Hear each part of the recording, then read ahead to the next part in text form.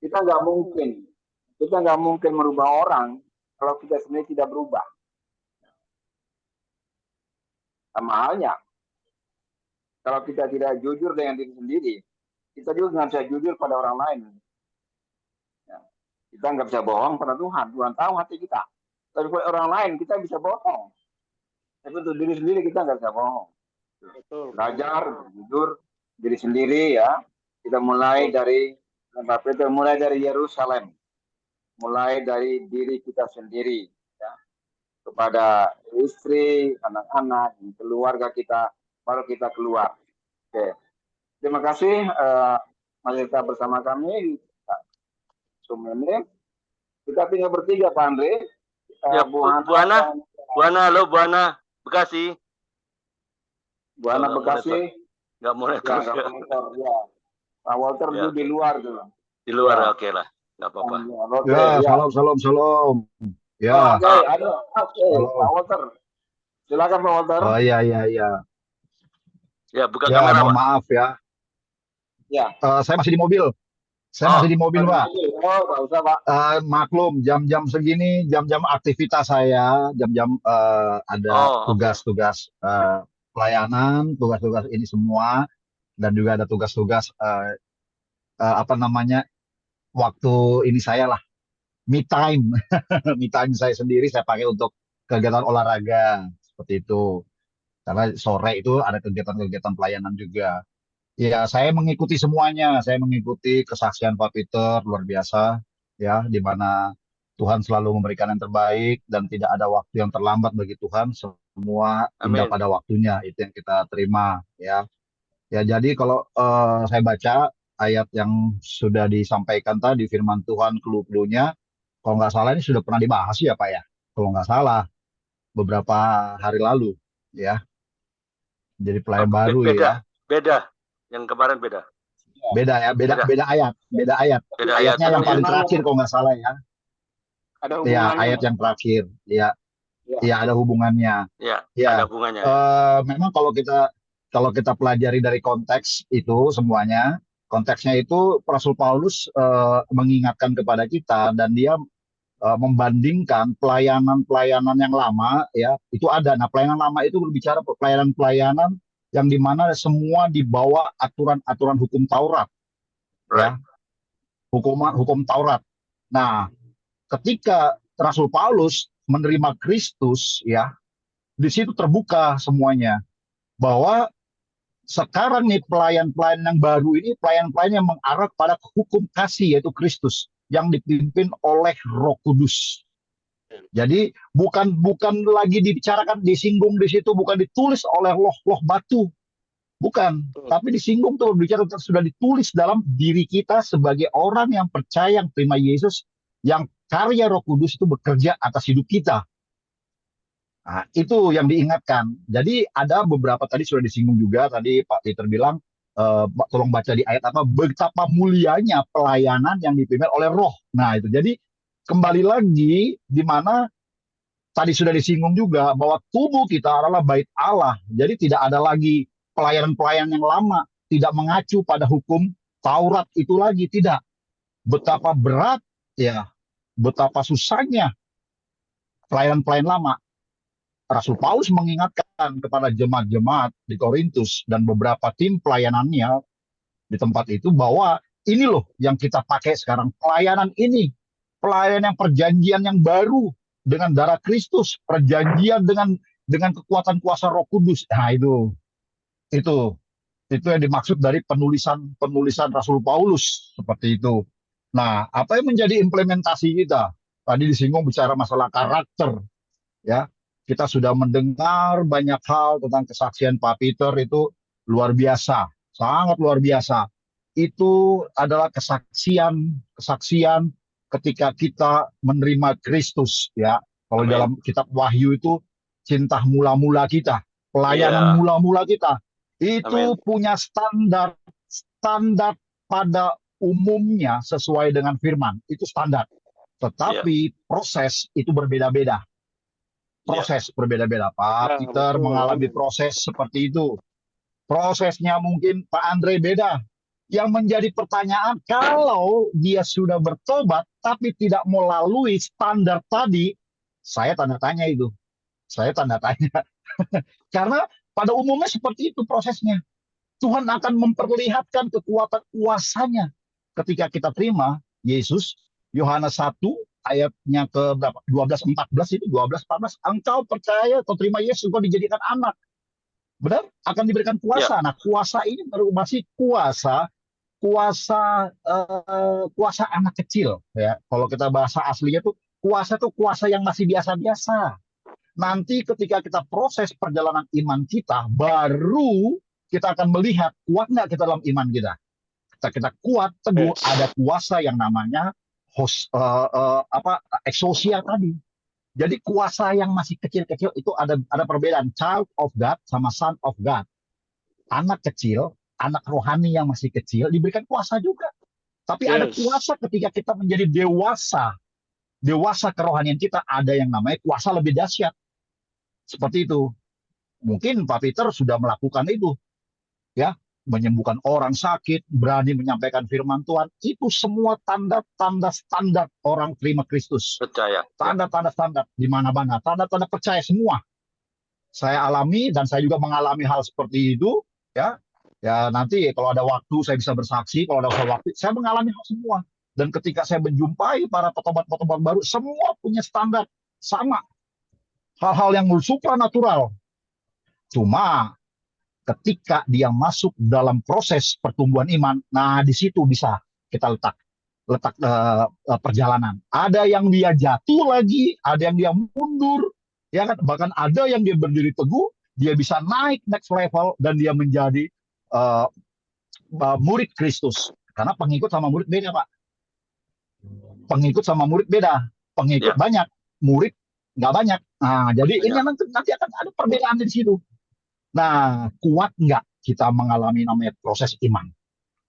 Itu nggak gampang. Murid-murid Yesus proses iman banyak jatuh, ya kan? Betul. Banyak jatuh. Berapa kali Yesus berkata, berapa lama lagi kalian bersama-sama dengan aku?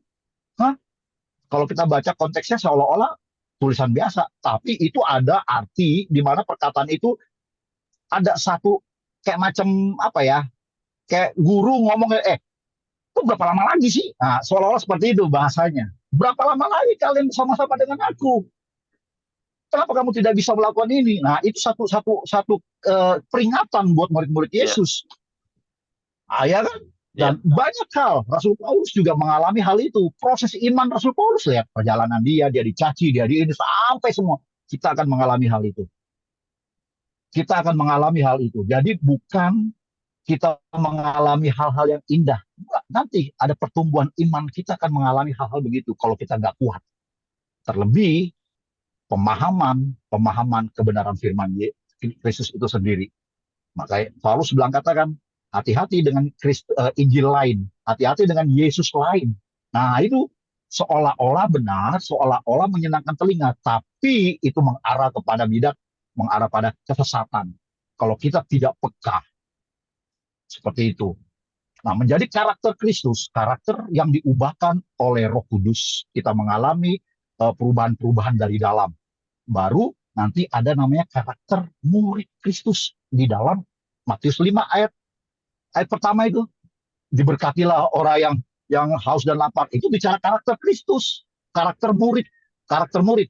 Tapi kalau bicara karakter Kristus, Galatia 5 ayat 22 23, buah roh adalah kasih.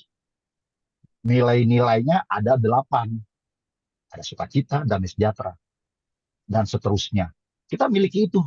Itu nggak seperti apa yang kita sampaikan, nggak seperti apa yang kita katakan. Prosesnya itu kita akan mengalami. Jujur aja, proses saya ketika saya mengalami hal begitu, begitu pertumbuhan iman, saya jatuh, saya jatuh, saya bersaksi semua, ya pertumbuhan iman. Abraham jatuh, Daud jatuh, semua jatuh, tapi cepat bangkit. Itu dia, cepat bangkit seperti itu.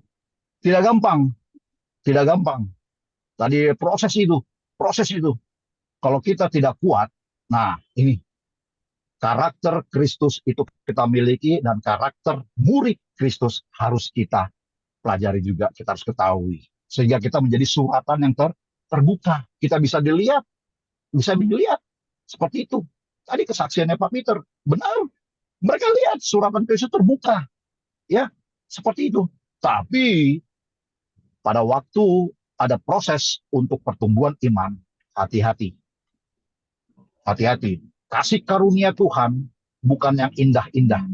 Tapi kasih karunia Tuhan adalah melakukan kebenaran, tapi kita harus menerima yang namanya penderitaan seperti Kristus. Dia tidak bersalah, tidak berdosa, tapi dia harus menderita, bahkan sampai mati. Tidak gampang proses itu, Pak. Tidak gampang. Kita akan dicaci, kita akan ditolak. Macam-macam, ya kan? Macam-macam. Seperti tadi Pak Peter bilang. Ya kan, kamu akan digini seperti itu. Saya dulu pun, tepuk tangan pun saya benci, saya lemparin tuh, Pak. Orang tepuk tangan, orang nangis-nangis, saya ketawa-ketawa. Ngapain lu nangis-nangis? Sama, aliran kita sama dulu. Tapi melalui proses itu, saya bisa berdiri. Saya terima Yesus. Jadi luar biasa, kesaksian Pak Peter luar biasa. Semua mengalami hal itu. Semua mengalami hal-hal begitu. Tapi prosesnya Tuhan itu berbeda-beda. Saya mengalami proses bukan melalui sakit. Saya melalui proses bukan karena saya maling, saya melakukan kejahatan, tidak. Saya melalui proses ketika saya punya rencana mau menceraikan istri saya. Itu proses saya. Gampang, sederhana kan? Tidak sakit kan? Nggak sakit kan? Nggak kayak Peter sakit. Harus menderita. Enggak, saya proses saya karena saya mau menceraikan istri saya. Itu proses saya. Nah di situ saya dapat. Saya langsung kayak seolah-olah saya dicekek sama Tuhan. Ini loh, ke sini. Pak Walter, kendaraan itu namanya ingin bercerai. Ya. Saya punya kendaraannya sakit 20 Benar, tahun Pak. lamanya itu. Ya, nanti Pak. Ya. Ada testimoni, Pak. Saya sehat, Pak. Saya sehat. Saya jujur aja, saya itu bersyukur sebelum saya bertobat sampai bertobat ini, sampai saya melayani, sudah sekian tahun saya melayani, saya tuh bersyukur orangnya. Saya mendapatkan pasangan yang boleh kata, aduh saya tinggal nikmatinya aja lah artinya. Dari orang tua saya cuma hanya menikmati saja. Tapi di balik itu semua bahaya, sangat bahaya prosesnya itu. Itu saja, Pak. Iya. Tuhan Yesus berkati. Mantap. Nanti saya kasih ruang. Itu sepertinya masuk di dalam dapur api yang panas 7 kali lipat. Lipat ya. Itu prosesnya itu sama Sadrak, dengan Mesak, Matius. Abednego. Sadrak, Ya, Mesak, itu proses Abednego. itu Pak Andre, proses itu dia sama dengan Matius 3 ayat 11. Saya minta tolong kalau Pak Andre baca.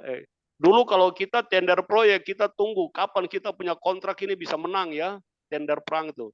Itu berjam-jam loh, bahkan bisa kita nggak pulang sampai malam. Sekarang kita bicara firman, orang mundur-mundur. Terus terang ya, saya selama ikut Zoom, itu nggak pernah saya keluar dari tengah jalan itu. Walaupun istri saya ada sakit, anak sakit, saya nggak harus sampai selesai. Di gereja pun kalau saya udah rasa kencing atau mau berak, saya tetap bertahan sampai habis berkat, keluar baru saya pergi ke kamar mandi. Ekstrim loh, kita ikut Zoom belum apa-apa, keluar. Itu saya pernah tegur itu di Gepas itu. Kamu ikut ibadah di Gepas, suruh baca Alkitab, nggak ada Pak Alkitab di atas meja. Ya nggak usah ibadah lah, nggak usah ikut ikut. Iya, aneh. Aneh sekali. Ulang-ulang itu sampai 3 kali, saya udah tandai. Bu, kamu berhenti aja, nggak usah ikut Gepas, Bu. Akhirnya sekarang, ketika kalau sudah begitu, dia sudah siap Alkitab di meja.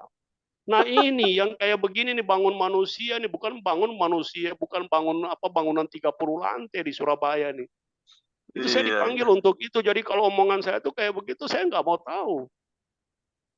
Saya pernah ditabrak-tabrak begitu ya, ditabrak-tabrak, disenggol. Saya bilang nggak usah senggol saya, tabrak aja. Mampu nggak kamu punya S2, S3 dengan Roh Kudus yang ada dalam diri saya?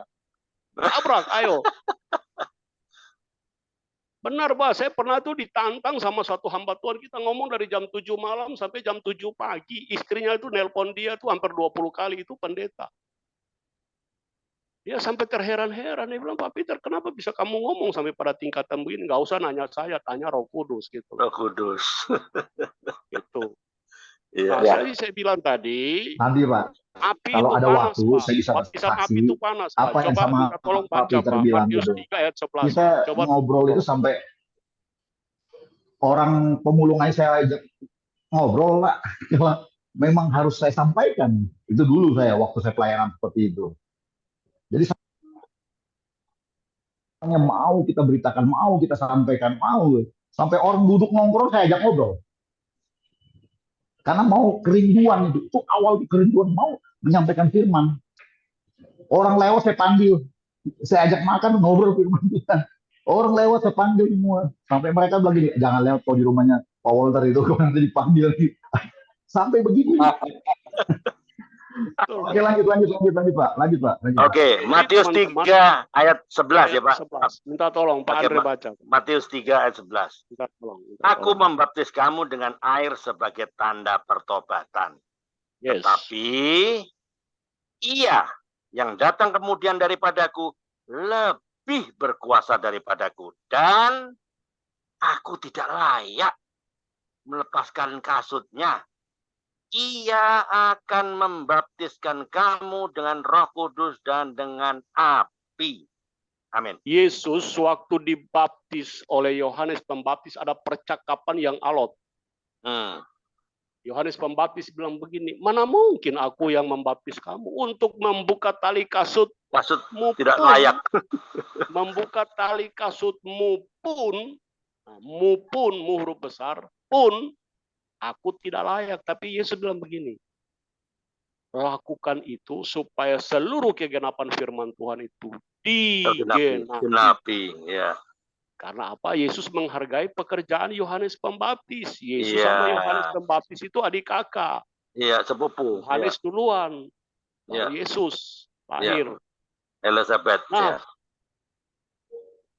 waktu Yesus dibaptis oleh Yohanes dengan air, bukan berarti karena Yesus itu berdosa, enggak. Bukan, ya. Tapi Yesus melakukan itu supaya kita juga harus melakukan yang tertulis. Jangan kita ikut ajaran-ajaran tete nenek moyang, tante moyang, kakak moyang, organisasi moyang. Kita kembali ke Alkitab gitu ya. Nah, itu. Amin. Lalu apa? Dia dibaptis dengan air sebagai tanda pertobatan. Bukan berarti Yesus bertobat. Kita ini Tuhan kasih contoh, Yesus kasih contoh gitu. Teladan. Lalu dia akan membaptis kita juga dengan Roh Kudus. Waktu Yesus dibaptis, Alkitab bicara buat kita, awan, langit terkoyak, terbuka, ada suara yang berseru, inilah anakku yang kukasihi, kepadanya lah aku berkenan. Saat itulah Roh Kudus turun dalam burung merpati, duduk di bahu kanan Kristus. Itu bicara tentang baptisan Roh Kudus. Nah, setelah itu Yesus keluar dari air baptisan itu, dia pergilah ke padang gurun. Di padang gurun itu kan berpuasa 40 hari 40 malam. Iblis datang dalam bentuk ular. Iblis bukan datang, kalau sekarang ini iblis datang dalam bentuk cewek-cewek yang manis. Berjalannya itu roknya itu di atas paha. Pusarnya kelihatan. Nah, kalau saat itu Yesus ditantang oleh iblis, dia bilang begini, jikalau engkau anak Allah, ubahlah batu-batu ini menjadi roti. Nah, itu namanya baptisan api. Nah, sekarang kita setelah lahir baru ini, kita masuk dalam baptisan api. Baptisan api itu kalau kamu melihat cewek cantik, hati-hati. Saya bersaksi sedikit ya. Kemarin saya ke Malang. Saya ke Malang naik bis. Waktu saya dulu di bis, satu perempuan cantik sekali Pak Karel. Cantik, bagi saya itu memang cantik. Karena maklum ya dari kampung ya, lihat cewek cantik kan pasti cantik lah. Jujur ya. Hati saya mulus sekali Pak. Mulus sekali, cantik. Ya, namanya orang dari kampung lihat cewek yang hitam-hitam kan, datang ketemu lihat cewek yang mulus-mulus di Jawa kan pasti hati sedikit tergaru-garu Pak ya. Mulailah saya ajak ngomong. Saya ajak ngomong. Lalu itu Roh Kudus itu memang dahsyat. Saudara, kalau kita bergaul dengan Roh Kudus sebagai teman akrab, dia cepat bicara buat kita gitu. Kalau saya sudah akrab sama Pak Karel, akrabnya minta ampun, satu tahu satu punya isi otak, isi hati, alam saraf, alam bawah sadar, pasti Pak Karel, Pak Peter jangan begitu dong. Itu Roh Kudus yang bicara buat saya begini di bis itu, Peter, yang begini-begini ini yang para penginjil besar, pendeta-pendeta besar itu jatuh tuh. Saya bilang, oh terima kasih Tuhan, terima kasih. Langsung saya kunci mulut saya nggak mau ngomong lagi. Karena ngomong-ngomong itu pasti ada tujuan. Iblis itu giring pelan, saudaraku. Nah, itu saya katakan itu sebagai baptisan api. Itu baptisan api itu. Ya. Ada 3 baptisan itu, baptisan air, baptisan roh, dan baptisan api. Saya ini dulu hidup di Surabaya lama. Saya punya dompet jatuh di Wonokromo, di terminal Wonokromo. Ya, itu abang beca bisa bawa pulang di rumah. Di zaman tahun 80-an. Saudara bisa bayangkan. Mahasiswa ya? Waktu masih mahasiswa itu zaman itu kira-kira kalau model kayak begitu saya kayak apa? Sampai istri saya yang dulu pacar bilang, kok masa bisa ya? Bisa kok abang beca bisa bawa pulang dompetmu. Itu di Wonokromo loh. Wonokromo zaman tahun 85, Pak Andre kan mungkin bisa tahu itu kan, lama di sekolah. Saya hidup di itu Embong Malang nomor 33 tuh, 133 tuh. Itu lapangan tuh ya? Lapangan tenis apa volley? Malang itu kan di Lembong Malang itu di lantai 3 tuh ada diskotik. Saya kerja di situ lama, Pak. Oh, oke. Sehingga waktu saya mulai melek, saya sadar, saya bilang anak-anak saya, walaupun ada rumah di Surabaya, kamu nggak boleh kuliah di Surabaya, kuliahnya di Malang. Karena bapakmu punya tapak-tapak kaki di sana tuh tidak baik. Jadi menjadi surat Kristus yang terbuka, pelayan-pelayan perjanjian baru, ngomong di atas mimbar itu harus turun sama dengan di bawah mimbar. Saudara, saya jadi kemarin tuh jadi heran gini ya. Coba Pak Andre, coba bayangkan. Pak Andre bisa enggak kalau Pak Andre punya anak itu IP-nya dapat 3,80 sampai 4. Terus Pak Andre bilang begini, kamu nggak boleh pintar kayak begitu. Bisa begitu nggak Pak Andre? Nggak bisa lah ya. Itu terjadi buat saya, Pak. Orang yang bimbing saya secara rohani, mestinya dia suka kalau lihat saya itu berdoa berlama-lama. Malah dia tegur saya. Pak Peter, kalau berdoa tuh jangan lama-lama lah. Ini hamba Tuhan loh. Ini hamba Tuhan loh. Dia ngurus saya tuh bukan 1 kali, 4 kali. Saya mikir ini benar-benar hamba Tuhan atau hamba setan ini, hamba hantu. Makanya saya bandingkan dengan Paulus sama Timotius. Paulus senang kalau Timotius itu bertumbuh. Kau bimbing saya, hamba Tuhan ini bimbing saya. Ketika saya di menara doa dengan dia berlama-lama, saya pegang gitar, saya yang menyanyi, saya yang pujian penyembahan, saya main gitar. Dia rasa lama gitu. Pertama 1 jam, bisa tembus 1,5 jam. Nanti 3 bulan berikut bisa tembus 2 jam, turun 1 jam, sampai bisa tembus 3 jam. Dia nggak tahan, dia tegur saya. Tapi kalau berdoa terlalu panjang-panjang, menyembah jangan lama-lama. Bilang, wah ini bahaya nih hamba Tuhan. Ini saya putuskan. Enggak. Saya tidak bisa bergabung dengan orang ini. Saya bilang mereka, gereja di kabupaten saya, di tempat saya itu masih banyak. Saya akan beralih dari satu gereja ke gereja lain. Ya, sampai gereja sudah selesai, saya akan tinggal di rumah aja untuk ibadah di rumah dengan Tuhan. Nah, kalau saya mati, buang aja jenazah saya ini ke laut, kasih buaya makan. Tapi saat itu jiwa dan roh saya sudah ada di surga. Amin. Surat-surat Kristus yang terbuka harus berani bicara seperti itu. Gitu ya. Ya. Itu saya pernah bicara itu bukan di muka istri saya atau anak-anak saya, di muka para hamba Tuhan.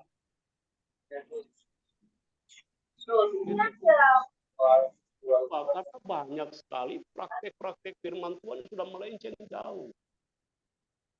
Jauh sekali. Makanya saya berani ngomong, karena saya berani ngomong ini karena ada hal-hal yang kita dapatkan itu jauh dari surat Kristus yang terbuka. Tidak menjadi pelayan-pelayan perjanjian baru. Tidak menjadi pelayan-pelayan yang hidup baru. Menjadi pelayan tapi karakternya masih tetap lama. 2 Korintus 5 ayat 17 tidak terwujud. Tidak menjadi ciptaan baru tapi masih tetap pertahankan keadaan lama. situ, saudara-saudaraku. Saya kira begitu dulu ya. Terima kasih. Ya. Itu aja semua. Oke, mantap. Ya, jadi memang poinnya adalah menjadi pengikut Kristus itu gratis. Jadi murid Kristus gak gratis, bayar harga. Ada harga yang harus dibayar. Haleluya, amin. Amin. Oke, Pak Karel, lanjut Pak Karel. Kita masuk dalam sesi terakhir untuk doa. Ya. Doa. Tanya berempat ini ya.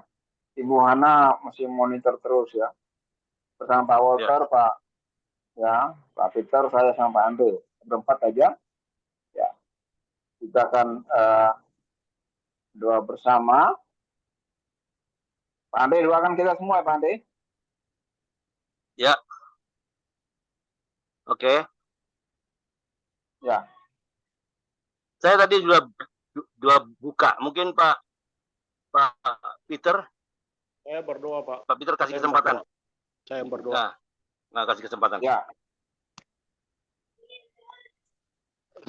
Selamat siang, Bapak. Kami terus mencari hati Bapak, dan biarlah hati Bapak itu tertransfer secara roh dan kebenaran kepada kami sebagai anak-anak-Mu, dan biarlah kami memiliki hati Bapa. Amin. Terima kasih Tuhan Yesus. Engkau adalah sahabat dan Engkau adalah milik dan kepunyaan kami, dan kami juga memiliki Engkau sebagai sahabat. Ketika kami kenal Engkau, ketika kami jatuh cinta lebih dalam dan tambah dalam, kami terus mempertahankan hidup kami seperti firman yang kami bahas saat ini, menjadi surat-surat Kristus yang rohani, yang dibaca oleh para penjahat, yang dibaca oleh orang kecil, orang besar, bangsawan, orang pintar, orang pandai, para raja-raja, mereka bisa baca surat Kristus yang terbuka daripada kami. Kalau sampai saat ini kami masih ada, kami katakan terpujilah namamu Tuhan. Dari selama-lamanya sampai selama-lamanya. Bahwasanya kasih setiamu tidak pernah berhenti bagi kami. Hari ini kami ada di dalam satu komunitas kompak, hambamu Pak Andre, yang menggagas bersama dengan Pak Karel, pengurapan yang baru turun terus mengalir atas seluruh kehidupan mereka. Amin. Mereka bukan lagi menjadi kantong anggur yang lama, tetapi mereka menjadi kantong-kantong anggur yang baru. Yes, amin.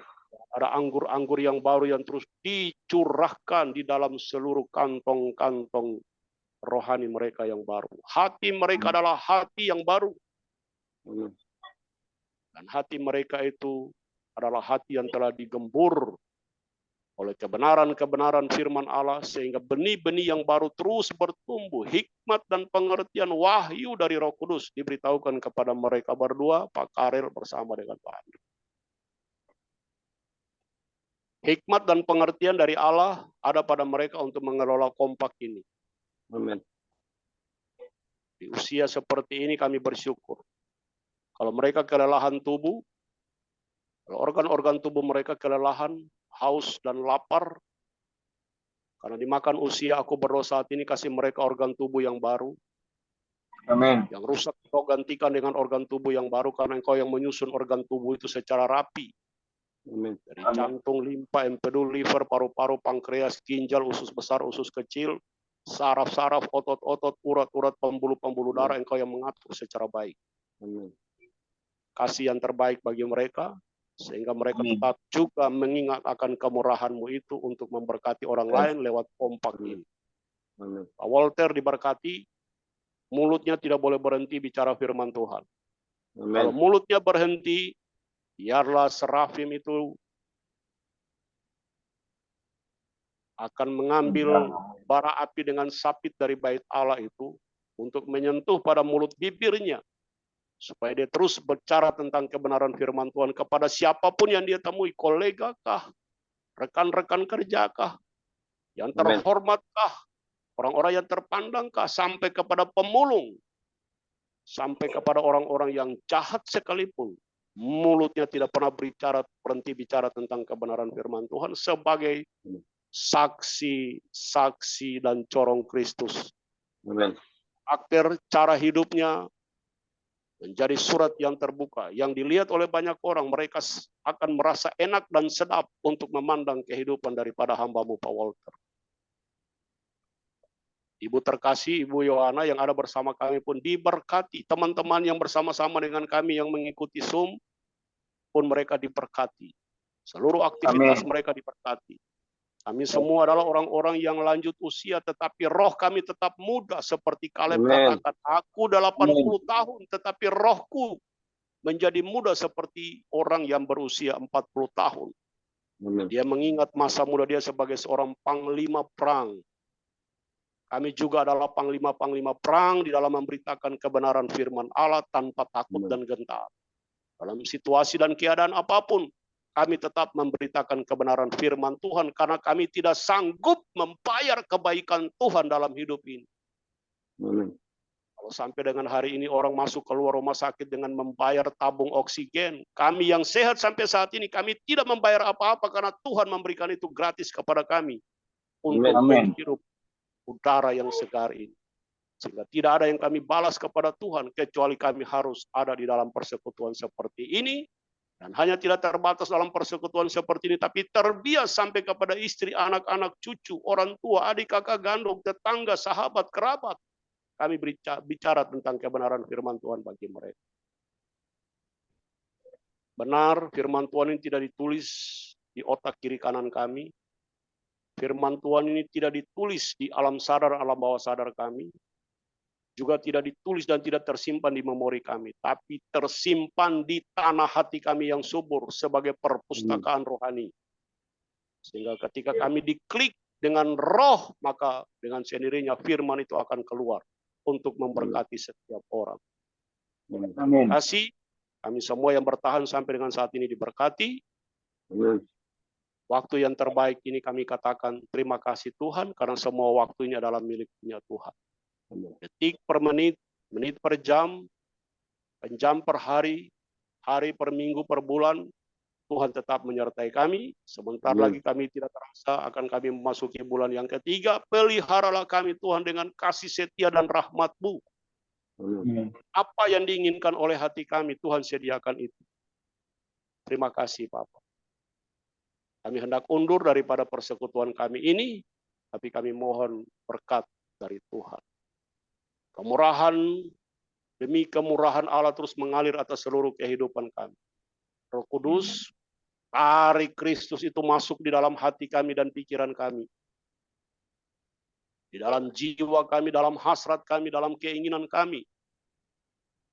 Supaya kami menjadi surat Kristus yang terbuka karena Kristus ada di dalam diri kami. Tuhan, tangan kanan-Mu yang perkasa hebat, peganglah tangan kiri kami. Dan kami akan berjalan sebagai kepala rumah tangga, dan istri dan anak-anak kami dan cucu-cucu kami, orang saudara akan ikut Engkau dari belakang. Dan kami tahu kalau kami ikut Engkau, kami tidak pernah takut terhadap penyakit sampar yang berterbangan, baik itu di waktu sore hari, malam hari, atau tengah malam. Kami tidak akan takut. Virus, bakteri, kuman, penyakit jahanam apapun tidak akan menimpa kami, karena kami tahu tangan Tuhan yang hebat itu memelihara rumah tangga kami. Amin. Bahan cuaca tidak membawa sakit penyakit bagi kami, bahkan matahari dan bulan pun tidak akan menyakiti kami di waktu siang atau di waktu malam. Tuhan jaga keluar masuk seluruh kehidupan kami mulai dari saat ini, bahkan orang-orang yang setia beribadah, Tuhan akan memberkati roti makanan mereka, air minuman mereka diberkati, bahkan sakit penyakit dijauhkan dari tengah-tengah kehidupan mereka. Berkat ini kami pohonkan hanya di dalam satu nama, yaitu nama Tuhan Yesus Kristus. Mari semua yang percaya kita katakan Amin. Amin. Amin. Oke. Ya. Terima kasih. Terima kasih Pak Peter. Terima kasih Pak Karel, Pak Walter. Ya, terima kasih. Ya, terima kasih Pak Peter. Sampai jumpa besok. Terima kasih. Berkati. Ya. Oke. ya. Oke, cinta.